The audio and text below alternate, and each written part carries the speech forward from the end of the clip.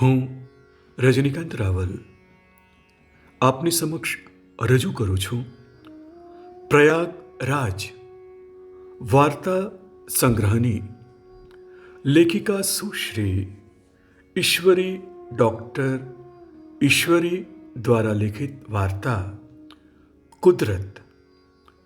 સંપાદક અંકિત ચૌધરી, સહસંપાદક કૌશિક શાહ. તો ચાલો મિત્રો, સાંભળીએ વાર્તા કુદરત. મિસ્ટર વિહંગ, હવે તમે એકદમ સ્વસ્થ છો. તમારી પત્ની બાજુના રૂમમાં છે, તમે જઈને તેમને મળી શકો છો, બોલીને ડૉક્ટર ચાલ્યા ગયા. વિહંગે બાજુના રૂમ તરફ રીતસરની દોટ મૂકી. રૂમના બારણે આવી અટકી ગયેલા વિહંગની આંખો અધીરાઈથી સલોનીને શોધી રહી. બેડ પર નજર પડતા જ સલોનીને બદલે શર્વરીને જોઈને વિહંગ આશ્ચર્ય અને આઘાતથી જડવત બની ગયો. વિહંગની ફાટી આંખો સામે શર્વરીનો ચહેરો ઘૂમી રહ્યો. તેની નજર સામે ભૂતકાળના દ્રશ્યો તરવરી રહ્યા. વિહંગ, જો આ શર્વરી સાથે તારું ગોઠવાઈ જાય તો આખી જિંદગી રાજાશાહી ભોગવીશ બેટા, બોલીને સુમનભાઈએ તેની સામે શર્વરીનો ફોટો ધરી દીધો. પપ્પા, આ તો સાવ કદરૂપી છે. આવી છોકરી સાથે લગ્ન કરીને હું આજીવન સજા ભોગવવા નથી માંગતો. વિહંગ, શર્વરી અબજોપતિ મુકુંદરાયની એકની એક દીકરી છે. આપણી નાતના એક મેળામાં તને જોયો અને તું એને ગમી ગયો. બાકી શર્વરી સાથે લગ્ન કરવા તો કેટલાય સારા સારા મૂર્તિયાઓ લાઈન લગાવીને ઊભા છે, પણ પપ્પા આવી કદરૂપી. વિહંગની વાતને વચ્ચેથી જ કાપીને સુમનભાઈ બોલ્યા, જો વિહંગ, દેખાવ બેખાવ બધી વાતો છે, બાકી જીવવા માટે તો આખરે રૂપિયા જ જરૂરી હોય છે. વિહંગે થોડી નારાજગી સાથે સુમનરાય સામે જોયું. માતા વિહોણી દીકરીને મુકુંદરાયે ખૂબ જ લાડકોડથી ઉછેરી છે. તું નસીબદાર છે કે શર્વરીનું દિલ તારા પર આવી ગયું છે. શર્વરીના પપ્પા તેને કોઈ પણ ભોગે ખુશ જોવા માંગે છે, બાકી ચાલીમાં રહેતા લોકો સાથે સંબંધ જોડવા અબજોપતિ ક્યારેય તૈયાર ન થાય. પણ મારી ખુશીનું શું પપ્પા? વિહંગ, જો તું શર્વરી સાથે લગ્ન કરે તો મુકુંદરાય તને તેમના ધંધામાં પણ ભાગીદાર બનાવવા તૈયાર છે. મુકુંદરાયના મરણ પછી તેમના સામ્રાજ્ય ઉપર તું જ રાજ કરીશ. તારી પાસે બે વિકલ્પ છે, રૂપ અને એશો આરામ. તું બેમાંથી કોઈ પણ એક વિકલ્પ પસંદ કરી શકે છે. આખરી નિર્ણય તારે લેવાનો છે, કહીને સુમનભાઈ શર્વરીનો ફોટો વિહંગના હાથમાં જ રહેવા દઈને રૂમની બહાર નીકળી ગયા. આખરે વિહંગે રૂપના બદલે એશો આરામ પર પસંદગી ઢોળી દીધી. લગ્નના એક જ વર્ષમાં મુકુંદરાયનું હાર્ટ એટેકથી મૃત્યુ થતાં તેમનો બધો બિઝનેસ અને સંપત્તિ વિહંગના હાથમાં આવી ગયા. થોડા વખતમાં તો એશો આરામની સાથે આવતા બધા જ અવગુણો વિહંગમાં પ્રવેશી ચૂક્યા હતા.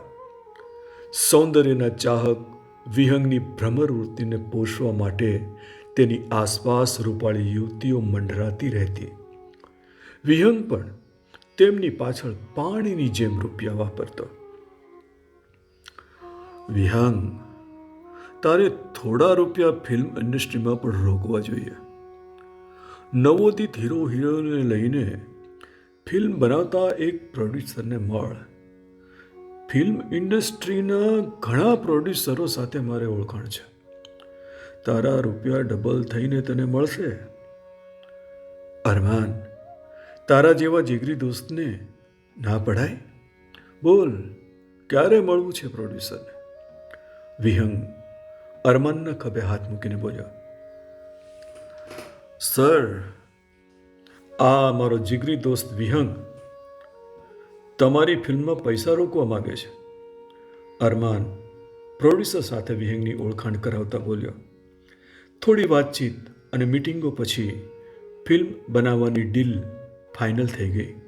આખરે દિલ તો હે રંગીલા ટાઇટલ હેઠળ નવી ફિલ્મનું બેનર તૈયાર થઈ ગયું. Mister Vihang, meet miss Saloni. She is heroine of the film.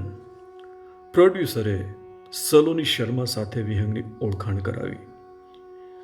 આંખો અંજાઈ જાય એવું ચમકતું રૂપ ધરાવતી સલોનીને વિહંગ બેશરમ થઈને તાકી રહ્યો. Nice to meet you. You are very pretty Saloni, very pretty. Vihang compliment આપતા પોતાની જાતને ના રોકી શક્યો. વિહંગની નજરને પારખી ગયેલી ચાલાક સલોની મજાક કરતા બોલી, જરા તમારું દિલ સંભાળજો મિસ્ટર, એ રંગીલું ના થઈ જાય. રૂપવતી સુંદરીઓ પાછળ દીવાનો થઈને ફરતો વિહંગ પહેલી નજરમાં જ સલોની આગળ પોતાનું દિલ હારી બેઠો. થોડી મુલાકાતોમાં જ ચબરાક સલોનીની ચાલાક આંખોએ વિહંગની દીવાનગી માપી લીધી. દેખાવમાં આકર્ષક અને અબજોપતિ વિહંગ પરણેલો છે તે જાણતી હોવા છતાં પણ ફિલ્મ ઇન્ડસ્ટ્રીમાં પાપા પગલી માંડી રહેલી મધ્યમ વર્ગની સલોનીને તેની સાથે રંગરેલિયા મનાવવામાં કોઈ છોછ નહોતો. બિઝનેસના કામે દેશ વિદેશ ફરતા વિહંગ સાથે સલોની પણ ઘૂમતી રહેતી. વિહંગ તેને કિંમતી ભેટ સોગાદો આપતો અને સલોની તેનો સહર્ષ સ્વીકાર પણ કરી લેતી. Saloni, this is for you darling કહીને કરોડોની કિંમતનો નેકલેસ વિહંગે સલોનીના ગળામાં પહેરાવી દીધો. સ્વિટ્ઝરલેન્ડના રમણીય વાતાવરણમાં વિહંગ રોમેન્ટિક મૂડમાં હતો. વિહંગ, હવે આવી કિંમતી ભેટ સોગાદોથી તું મને ખુશ નહીં કરી શકે. સલોની નાખુશ દેખાતી હતી. તો મારી હૃદય સામ્રાજ્ઞીને ખુશ કરવા આ નાચી શું પેશે ખિદમત કરે? વિહંગ થોડી નાટકી અદાથી બોલ્યો. Vihang, stop it. It's not a joke. તું મારા કહેવાનો મતલબ બરાબર સમજે છે.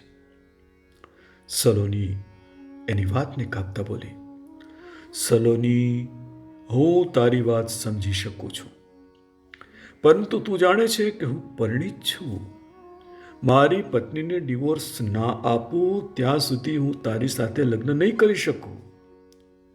તો વિહંગ, એને ડિવોર્સ આપી દે. સલોની કડવાશથી બોલી. સલોની, ડિવોર્સ આપવા એટલા સહેલા નથી. વિહંગ, તો પછી કોઈ પણ રીતે તું શર્વરીને આપણા રસ્તામાંથી હટાવ. ક્યાં સુધી આપણે આ રીતે ચોરી છુપીથી મળતા રહીશું? મેડમ, એક ઓટોગ્રાફ પ્લીઝ. એક ફોટોગ્રાફ પ્લીઝ. પેપરાઝીના અવાજ સાથે સલોની વિહંગથી થોડી દૂર ખસી ગઈ. પેપરાઝીથી છૂટવા ફોટોગ્રાફ માટે એક પોઝ આપીને સલોની ઉતાવળા પગલે વિહંગ પાસે આવીને ધીરેથી કાનમાં બોલી. આ પેપરાઝીઓ હિરોઈનોનો પીછો કેમ નહીં છોડતા હોય? હિરોઈનોની પણ પર્સનલ લાઈફ હોય છે, એટલું એ લોકો કેમ સમજતા નહીં હોય? તેમના લીધે વિદેશમાં પણ આપણે હાથમાં હાથ રાખીને ફરવું મુશ્કેલ થઈ ગયું છે. અરે એટલે જ હું ત્યાંથી સરકી ગયો. જો એમને આપણા બંનેનો વાંધાજનક ફોટો મળી ગયો તો કાલે સોશિયલ મીડિયા પર આપણા અફેરની વાત વાયુ વેગે ફેલાઈ જશે. વિહંગ ચિંતા સાથે બોલ્યા. તો એનો એક ઉપાય છે. શર્વરીને આપણી જિંદગીમાંથી દૂર કર. સલોની ચીડાઈને બોલી. તો શું એનું મર્ડર કરી નાખું? વિહંગ હતાશાથી બોલ્યો. That's a good idea Vihang. તું મર્ડર તો ના કરી શકે, પણ કરાવી તો શકે ને. સલોની પોતાના સ્વાર્થ માટે નિમ્ન કક્ષાએ પહોંચી ગઈ. વિહંગ સલોનીની વાત સાંભળીને ચૂપ થઈ ગયો, પરંતુ તેના મગજમાં શર્વરીનું મર્ડર કરાવવાનો પ્લાન રમતો થઈ ગયો. સલોની, દિલ તો હૈ રંગીલા ફિલ્મનું શૂટિંગ લગભગ પતવા આવ્યું છે. એ પતી જાય પછી આપણે અંદામાન નિકોબારની ટૂર પર જઈશું. તું પણ ફ્રી થઈ ગઈ હોઈશ. થોડા દિવસો આપણે એકબીજાની સાથે ક્વોલિટી ટાઈમ વિતાવી શકીશું અને શર્વરીના મર્ડર બાબતે પણ વિચારી લઈશું. સલોનીના પ્રેમમાં ગિરફ્તાર વિહંગ કોઈ પણ હદ સુધી જવા તૈયાર થઈ ગયો. વિહંગની વાત સાંભળીને સલોની ખુશીથી ઝૂમી ઉઠી. ફિલ્મનું શૂટિંગ પતી ગયું. ટૂર પર જવાનો દિવસ આવી ગયો. વિહંગ, ઓલ સેટ. કાલે એરપોર્ટ પર મળીએ. મોબાઈલ પર સલોનીનો અવાજ રણકી રહ્યો. સલોનીનો ફોન મૂકીને વિહંગ બેડરૂમ તરફ ચાલ્યો. શર્વરી બીજા રૂમમાં હતી. વિહંગે શર્વરી સાથેના સંબંધો પર પૂર્ણ વિરામ મૂકી દીધું હતું. ફક્ત દુનિયાની નજરમાં બંને પતિ પત્ની હતા. મુકુંદરાયના વિલ પ્રમાણે વારસદાર તરીકે શર્વરી પછી બીજું નામ વિહંગનું હતું. જો કોઈ સંજોગોમાં વિહંગ શર્વરી સાથે છૂટાછેડા લે તો તેને મિલકતમાંથી બાકાત રહેવું પડે. જો શર્વરીનું મૃત્યુ થાય તો જ બધી મિલકત વિહંગને મળી શકે તેમ હતું. ફક્ત એ જ કારણે વિહંગ શર્વરી સાથેનું લગ્ન જીવન તોડી શકે તેમ નહોતો. મુકુંદરાયની મિલકત મેળવીને શર્વરીને પોતાની જિંદગીમાંથી દૂર કરવા વિહંગ પાસે એકમાત્ર વિકલ્પ હતો, શર્વરીનું મર્ડર. અંદામાન નિકોબારની ટૂર પરથી પાછા આવીને શર્વરીની હત્યા કરવાનો પૂરેપૂરો પ્લાન વિહંગે બનાવી લીધો હતો. પ્લીઝ अपनी कुर्सी की पेटी बांध ले, फ्लाइट टेक ऑफ होने की तैयारी में है. એર હોસ્ટેસના અવાજ સાથે જ વિહંગે સલોની તરફ નજર કરી. સલોની બારીની બહાર જોવામાં મશગુલ હતી. થોડી વારમાં તો પ્લેન વાદળો વચ્ચે હતું. પ્લેન અંદામાનના ટાપુઓની નજીક હતું. બંને હાથમાં હાથ રાખીને બેઠા હતા. ત્યાં જ પ્લેન અચાનક ધ્રુજવા લાગ્યું. प्लीज सभी पैसेंजर्स अपनी पेटी की कुर्सी कस के बांध ले. फ्लाइट में खराबी की वजह से शायद हमें इमरजेंसी लैंडिंग करनी पड़ेगी. એર હોસ્ટેસના અવાજ સાથે જ ફ્લાઇટમાં ભયનું વાતાવરણ ફેલાઈ ગયું. જોતામાં તો પ્લેનના પાછળના ભાગમાં આગ લાગી ગઈ. फ्लाइटમાં લોકો ગભરાઈને ભાગમ ભાગી કરવા લાગ્યા. सब लैंडिंग के लिए तैयार रहे, लैंडिंग के टाइम जर्क लग सकते. એર હોસ્ટેસનું વાક્ય પૂરું થાય તે પહેલાં તો અજાણ્યા ટાપુ પર પહોંચેલું પ્લેન ધડાકા સાથે તૂટી પડ્યું. વિહંગની આંખો સામે અંધારું છવાઈ ગયું. Mister Vihang, are you okay no? અવાજ સાંભળીને વિહંગે આંખો ખોલીને જોવા પ્રયત્ન કર્યો. સામે ઊભેલા વ્યક્તિએ ગળામાં સ્ટેથોસ્કોપ લટકાવેલું હતું. તે પરથી વિહંગે અનુમાન લગાવી દીધું કે તે ડૉક્ટર છે. મિસ્ટર વિહંગ, તમારું પ્લેન આ અજાણ્યા નિર્જન ટાપુ પર તૂટી પડ્યું હતું. હેલિકોપ્ટરની મદદથી પ્લેનના કાટમાળ વચ્ચેથી મહા મહેનતે તમને બચાવી શકાયા. અહીં આવવા માટે કોઈ વાહન વ્યવહાર નથી. અમે પણ હેલિકોપ્ટરની મદદ લઈને મુશ્કેલીથી અહીં ઉતરી શક્યા છીએ. વિહંગ કુતૂહલતાથી ડૉક્ટરની વાત સાંભળી રહ્યો. જ્યારે તમને જોયા ત્યારે તમારી પત્ની પણ તમારી સાથે હતી. બેભાન અવસ્થામાં પણ જેણે તમારો હાથ છોડ્યો નહોતો તે બાજુના રૂમમાં છે. તેમની હાલત પણ હવે ઘણી સારી છે. મિસ્ટર વિહંગ, તમે પણ 15 દિવસ કોમામાં રહ્યા બાદ આજે ભાનમાં આવ્યા છો, કહીને ડૉક્ટર રૂમની બહાર ચાલ્યા. વિહંગ સમજી ગયો કે ડૉક્ટર જેને પોતાની પત્ની માની રહ્યા છે તે સલોની છે. થેન્ક ગોડ, સલોની પણ સારી છે, વિચારીને વિહંગે નિરાંતનો શ્વાસ લીધો. ડૉક્ટરના જતા જ વિહંગ બાજુના રૂમ તરફ દોડ્યો, પરંતુ બેડ પર સલોનીના બદલે શર્વરીને બેઠેલી જોઈ વિહંગ દિગ્મૂઢ થઈને રૂમના બારણે જ અટકી ગયો. શર્વરી, તું અહીં ક્યાંથી? શું તું પણ આ જ પ્લેનમાં હતી? વિહંગ, હું શર્વરી નહીં પણ સલોની છું. વિહંગના કાનમાં ચીસ જેવો અવાજ અથડાયો. શર્વરી, અત્યારે મજાકનો સમય નથી. હું તારા કદરૂપા ચહેરાને કેવી રીતે ભૂલી શકું? તું શર્વરી જ છે. વિહંગ ફાટી આંખે તાકી રહ્યો હતો. ચીસ સાંભળીને એક ડૉક્ટર રૂમમાં ધસી આવ્યા. I am doctor Nishant. Mister Vihang, you are very lucky man. વિમાનને નડેલા અકસ્માતમાં ફક્ત 2 જણ બચ્યા છે. એક તમે અને તમારા પત્ની. તે પણ ઘણા દિવસ બેભાન અવસ્થામાં હતા. વિહંગ ચૂપચાપ ડૉક્ટર નિશાંતની વાત સાંભળી રહ્યો. મિસ્ટર વિહંગ, તમે 15 દિવસ સુધી કોમામાં હતા.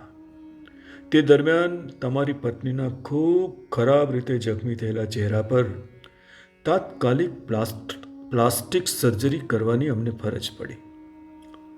અમારી પાસે એમનો કોઈ ફોટો તો હતો નહીં. આ નિર્જન ટાપુ પર મોબાઈલની કનેક્ટિવિટી પણ નથી કે અમે ફોન પર માહિતી આપીને ફોટો મંગાવી શકીએ. બોલીને ડૉક્ટર નિશાંત થોડું અટક્યા. પછી વિહંગ અધીરાઈથી પૂછી બેઠો. નસીબ જોગે અડધી બળી ગયેલી તમારી બ્રીફ કેસમાં રહેલા બિઝનેસના ડોક્યુમેન્ટ્સમાંથી તમારા નામનું કાર્ડ અને તમારી પત્નીનો ફોટો સહી સલામત મળી ગયા. જુઓ, તમારી પત્નીનો ચહેરો આબેહૂબ આ ફોટા મુજબ છે ને? કહીને ડૉક્ટર નિશાંતે ફોટો વિહંગ સામે ધરી દીધો. ડૉક્ટર નિશાંત, તમે તો એક કાબેલ પ્લાસ્ટિક સર્જન છો. શું આ ચહેરામાં ફેરફાર કરવો હોય તો ફરી પ્લાસ્ટિક સર્જરી કરી શકો? વિહંગે વ્યાકુળતાથી પૂછ્યું. નો મિસ્ટર વિહંગ, ઇટ્સ ઇમ્પોસિબલ. ખૂબ જ ખરાબ રીતે જખમી ચહેરા પર મેં મહાપ્રયત્ને પ્લાસ્ટિક સર્જરી કરી છે, પરંતુ ફેરફાર કરવાની શું જરૂર છે? મેં બનાવેલો ચહેરો તમને પસંદ ના આવ્યો કે શું? ડૉક્ટર નિશાંતે મજાકમાં પૂછ્યું. ના ડૉક્ટર, એવું તો કાંઈ નથી, કહેતા વિહંગ ઝંખવાણો પડી ગયો. Take care of your wife, કહીને ડૉક્ટર નિશાંત રૂમની બહાર નીકળી ગયા. બેડ પર બેઠેલી શર્વરીનો ચહેરો ધરાવતી સલોનીની સામે ઊભો વિહંગ વિચારી રહ્યો કે હવે જિંદગીભર સલોનીના શરીરને પ્રેમ કરવો કે શર્વરીના ચહેરાને.